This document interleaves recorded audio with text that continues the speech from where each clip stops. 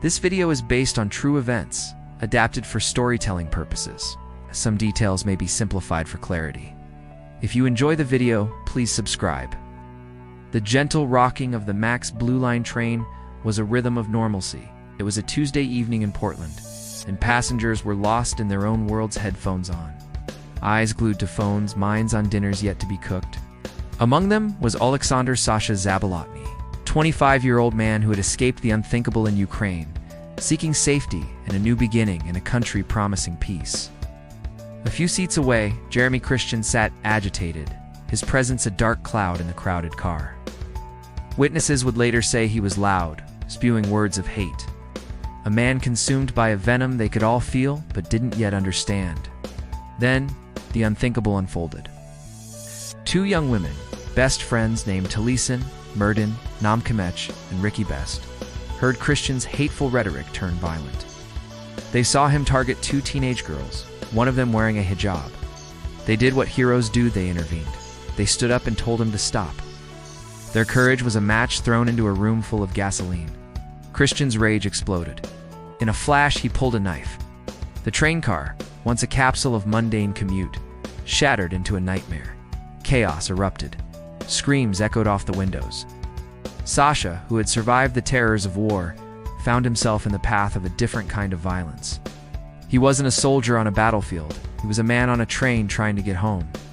As Christian lunged, Sasha moved to help, to protect, to do what was right. He was a refugee who had faced down fear before, and in that moment, his instinct was to stand against it once more. But the blade was too fast, too vicious. The attack was over in seconds, but the aftermath felt like an eternity. Christian fled, leaving behind a scene of unimaginable horror.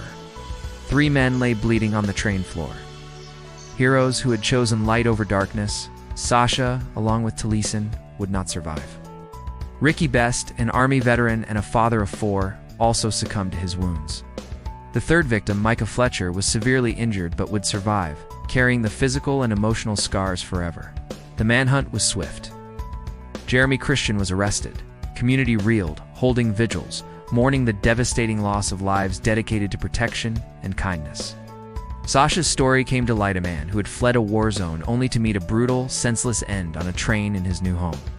The tragedy was a double blow, a devastating theft of a future he had fought so hard to reach.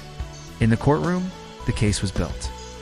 This wasn't just a murder, it was an act of domestic terrorism, a hate crime meant to intimidate an entire community. The prosecution laid out the facts, cold and brutal. They showed a man motivated by bigotry, who targeted the vulnerable and killed those who stood in his way.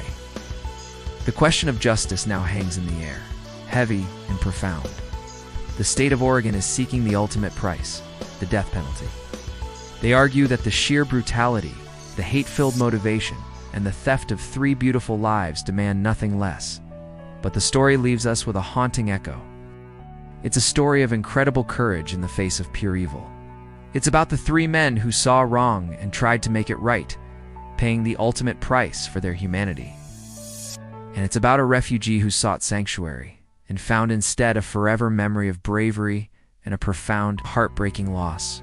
Their actions built a bridge of light over a river of hate, a legacy that will forever be stronger than the darkness that tried to extinguish it. Subscribe.